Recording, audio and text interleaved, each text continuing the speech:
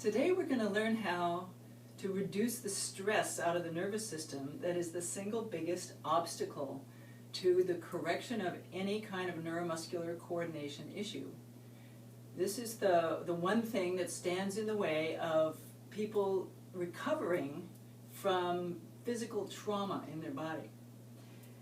When there's an interruption of the deeper level of your body's organizational coherence, what I call the deeper level operating system of your body upon which all other coordinations are constructed, our ability to correct the coordinations that we have learned and practiced throughout our life is impaired, and we don't actually make progress in many cases using our physical therapy disciplines, our fitness trainer disciplines, our conditioning exercises, and even our bodywork modalities.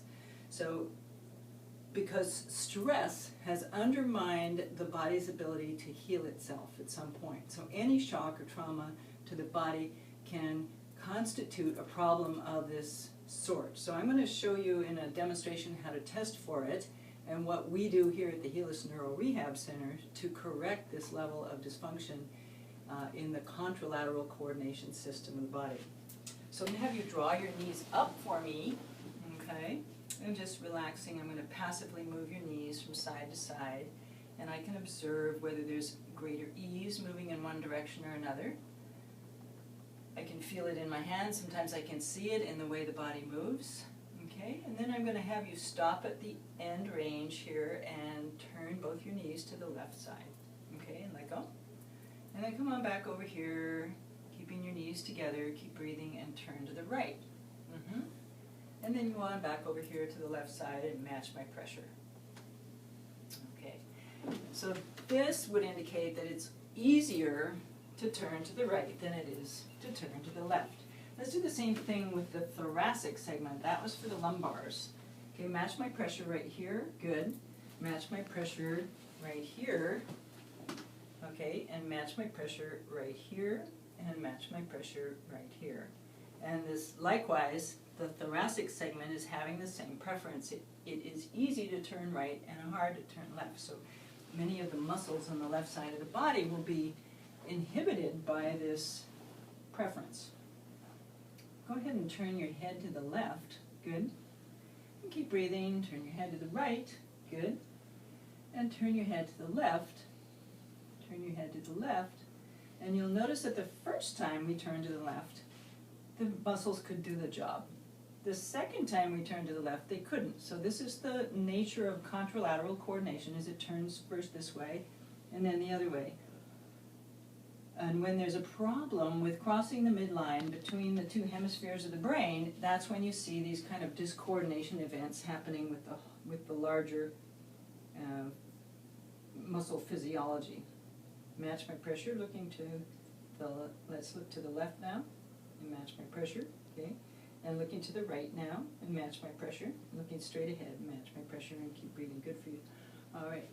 So brain buttons is a tool that opens up communication between the hemispheres and allows the two halves of your cortex to talk to one another. Now this is a problem with communication between the hemispheres that is a natural disruption with the stress response.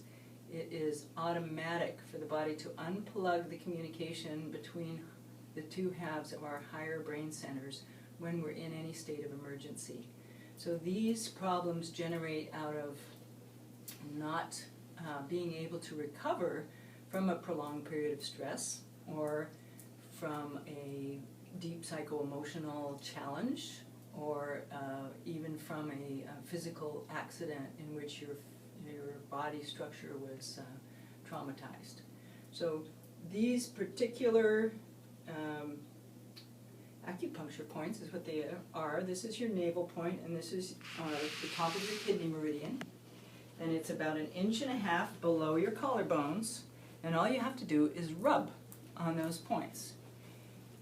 And you can rub and stimulate and breathe into your belly, because that's another gear shift that we have that enables us to make a transition from the shock, trauma, sympathetic arousal side of the nervous system to the parasympathetic, where all healing takes place. So if we stimulate those points and breathe in our belly, very shortly there'll be a shift inside the brain, inside the body intelligence, toward being enabled for contralateral coordination.